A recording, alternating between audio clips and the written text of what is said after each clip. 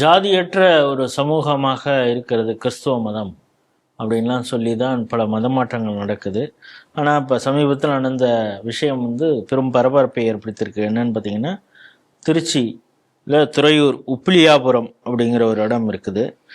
இங்கே வந்து கோட்டப்பாளையம் அப்படிங்கிற ஒரு இடம். அந்த இடத்துல வந்து ரிட்டையர்டு ஒரு வாத்தியார் இருந்திருக்கார். அவர் வந்து ஒரு தலித் கிறிஸ்தவர் தான் சொல்லணும். தலித் சமூகத்திலேருந்து ஆகிட்டார். அது என்ன தலித் கிறிஸ்தவர்னு நமக்கு தெரியல. ஆனாலும் நம்ம புரிதலுக்காக அதை சொல்கிறேன். தலித் கிறிஸ்தவர். அவர் வந்து 74 வயசு. அவர் இறந்து போகிறாரு. அவருடைய உடம்பை வந்து நல்லடக்கம் சிமெட்ரியில் பண்ணுறவங்கிறப்ப பண்ணக்கூடாது அப்படின்னு அவர் சார்ந்த மதத்தையிலேயே அதுக்கு அப்போஸ் பண்ணுறாங்க. 3 நாட்கள் அவர் வீட்டிலேயே அந்த பாடி இருக்குது, புதைக்க முடியாமல். ஆனால் போலீஸ்காரர்கள் மற்ற அந்த துறை நிர்வாகம் அவங்க வந்து பேச்சுவார்த்தை நடத்திருக்காங்க. 5 பேரோட பேசுறது, 10 பேரோட பேசுறது, இப்படின்னு 3 நாளாக பேச்சுவார்த்தையே நடத்திட்டு இருக்காங்க. இது மிகப்பெரிய பரபரப்பை ஏற்படுத்தியிருக்கிறது. இது மெயின் ஸ்ட்ரீம் ஊடகத்தில் பெரிய அளவு பேசல, லோக்கல் சேனல்லையும் பத்திரிகைகள்லையும் வந்திருக்கு. இதை எப்படி பார்க்குறீங்க ராஜேஷ்? கொரோனா நேரத்தில் சென்னையில் ஒரு நரம்பியல் மருத்துவர் சைமன் ஹெர்குலிஸ் இறந்து போனார். அவருக்கு கிறிஸ்தவர்கள் கல்லறை தோட்டத்தில் இடம் கொடுத்தார்களா? என்னப்பா அந்த பகுதியை சார்ந்து அங்கதான் பாஸ்டரா இருக்கிற பாஸ்டர் போல வேலை செய்திருக்கார் நம்ம சபாநாயகரே. கீழ்ப்பாக்கம் தான் அவருக்கு இடம் கொடுக்கறதுன்னு பெரிய கட்டையெல்லாம் வச்சுக்கிட்டு இருந்தாங்க. யாரும் வரக்கூடாது, இடம் கொடுக்கல. இடம் கொடுக்காததுக்கு எத்தனை காரணம் சொன்னார்கள். அப்புறம் அதுக்கப்புறம் ஒரு இந்துக்கள் புதைக்கிற இடத்துல அரசாங்கத்தினுடைய அனுமதியோடு புதைக்க வேண்டிய ஒரு சூழ்நிலை ஏற்பட்டு அப்புறம் கோர்ட்டில் கேஸ் போய், நான் என்ன சொல்கிறேன், இது வந்து கிறிஸ்தவத்தில் ஜாதி இருக்கிறதா என்றால் இருக்குது. கிறிஸ்தவத்துக்குள்ளே போன உடனே தலித்துகள் எல்லாம் வந்து தங்கள் ஜாதியிலிருந்து உயர்ந்து விட்டார்கள் என்ற நம்பிக்கை வந்தாலோ, கிறிஸ்தவத்துக்கு போட்டால் நம்ம வந்து உயர்ந்துட்டோம், நம்ம இனிமே தலித்தில்லை என்று சமுதாயம் கருதிவிடும் என்று நினைத்து கிறிஸ்தவத்துக்கு மாறினாலோ அவர்களுக்கு நீதி இல்லை என்பதை இந்த நிகழ்ச்சியை பார்க்கக்கூடிய, ஏன்னா ஸ்ரீ டிவியை இந்துக்கள் எவ்வளவு தூரம் பார்க்கிறாளோ அவ்வளவு முஸ்லிம்களும் கிறிஸ்தவர்களும் பார்க்கிறார்கள். அவர்கள் தான் அதிகமாக பார்க்கிறார்கள். கமெண்ட்ல பார்த்தா தெரியும் யார் யார் எப்படி எப்படி திட்டுறான்னு தெரியும். ஆகையினால அந்த கிறிஸ்தவர்களுக்கான என்னுடைய வேண்டுகோள், தயவு செய்து மதம் மாறினால் எனக்கு ஜாதியில் உயர்வு வந்து விடுகிறது என்ற நம்பிக்கையை வைத்துக் கொள்ளாதீர்கள். இது முதல் விஷயம்.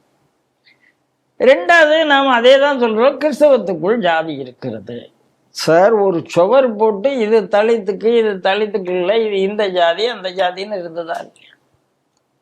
ஒரே சர்ச்சில் ஒரு சுவரை போட்டு அதையும் நம்ம படிச்சிருக்கோமா இல்லையா?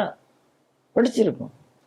அதனால இந்த குறிப்பிட்ட ஊர்ல இந்த குறிப்பிட்ட ஆசிரியர் பாருங்க, ஏகப்பட்ட குடும்பம் இருக்கு, 700 சொச்சம் குடும்பம், 74 பேர், அதுல 70 கிறிஸ்தவர்களா? தலித்து கிறிஸ்தவர் என்றார். எனக்கு என்ன, நான் கிறிஸ்தவத்துல தலித்து கிறிஸ்தவர் என்று ஒரு பிரிவு இருக்கிறதா? இந்த கேள்விக்கு அவங்க இல்லை, தலித்து கிறிஸ்தவ சர்ச் என்று ஒன்று இருக்கிறதா, தலித்து கிறிஸ்தவ செமெட்ரி என்று ஒன்று இருக்கிறதா? இல்லைன்னு சொல்லும் போது அவருக்கு அந்த செமெட்ரியில் இடம் கொடுக்கணுமா இல்லையா? அது 3 நாள் ஒரு செத்த பணத்தை புதைக்கிறதுக்கு இடம் கொடுக்க மாட்டேன்னு சொன்னால், கர்த்தரும் கிறிஸ்து இயேசுவும் இவர்களுக்கு என்ன சொல்லி கொடுத்திருக்கிறார்கள்? அப்ப எனக்கு இதுல என்னன்னா, இப்ப மேல் பாதியில வன்னியர் சமூகத்தை சார்ந்த ஒரு கோயிலில் விடலை அப்படின்னு சொன்னோன்னு தரிசனம் பண்ணுறதுக்கு விடலை, பட்டியல் சமூகத்தை சார்ந்தவங்களும் மிகப்பெரிய போராட்டம் வெடித்தது. எல்லாரும் ட்விட்டரில் இது நம்ம 21ஆவது நூற்றாண்டில் இருக்கிறோமா அப்படி இப்படின்லாம் உட்காந்து ட்ரெண்ட் பண்ணாங்க.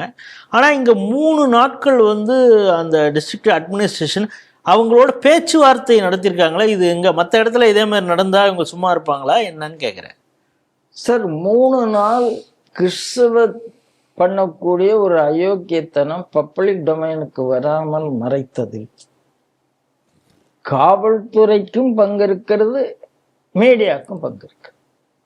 நீங்க சொன்ன மாதிரி மேல்பாதையில நீங்க ஒரு கோயிலை இழுத்து முடியும். பெரிய கேஸ் நான் வரைக்கும் என்ன போச்சு. சொல்றேன், இப்போ யாரு இடம் கொடுக்க மாட்டோம், ஒரு சர்ச் இருக்கு, அந்த சர்ச்சில் இருந்தா இடம் கொடுக்க மாட்டேன்னு இவங்க சொல்லணும். சர்ச்சுக்கு இவருக்கு தசம பாகம் கொடுத்துட்டு இருப்பார். யார் அந்த கல்லறையில யாரை புதைக்கிறது புதைக்காதுன்னு அந்த அமைப்பு தான் முடிவு பண்ணுது. அப்ப அந்த அமைப்பினுடைய சர்ச்சு எது என்று பார்த்து அந்த சர்ச்சை மூடக்கூடிய தைரியம் நம்மளுடைய காவல்துறைக்கு இருக்கிறது. அதைத்தான் நீங்க கேட்க வந்தீங்க. கோயில் எழுத்து மூடுறப்ப இது பண்ண முடியுமான்னு கேட்குறேன். உங்க கேள்வி அதானே, அதே கேள்வியை நம்ம காவல்துறையிட்ட கேட்டுருவோம். அதனால நீங்க கோயில்ல மேல் பாதியை மூட முடியுமானாலும் இந்த சர்ச்சை மூடணும்ல. ஏன்னா இது ஜாதியினால தானே வந்திருக்கிறது. அங்கேயாவது தரிசனம்ங்கிறது கூட நான் மீண்டும் மீண்டும் சொல்லுவேன், இந்து சமுதாயத்தில் இருக்கிற ஒரே ஒரு எந்த மதத்திலையும் இல்லாத ஒரு விஷயம், நான் கடவுளை நேரா தரிசனம் பண்றேங்கிறது. நீங்க யாரையும் கடவுளை பார்க்க முடியாது, கண்ணை மூடிட்டு தான் தரிசனம் பண்ணணும், கண்ணை மூடி தியானம் பண்ணி பண்ணணும். கண்ணை திறந்துட்டு, அதுக்காக தான் அதுக்கு பேர் தரிசனம்னு வச்சிருக்கேன். தரிசனம்ங்கிற வார்த்தை கிறிஸ்தவத்துல கிடையாது, இஸ்லாத்துல கிடையாது. அதையே நீ தடை பண்ணுகிறாய் என்றால், ஒரு சமுதாயத்துக்கு தடை செய்கிறாய், ஒரு சமுதாயத்தை அனுமதிக்கிறாய் என்றால் அது தரிசனம். பார்த்துப்பான், அவன் எங்கனாலும் பார்த்துப்பான். இந்த கோயில் இல்லைன்னா இன்னொரு கோயில், அதை அவன் பார்த்துப்பான். ஆனால் பிணத்துக்கு இடம் கொடுக்குறீங்க, நீங்க எப்படி இவங்களை தண்டிக்க போறீங்க? அதனால இது சம்பந்தமாக சட்டம் வரணும்.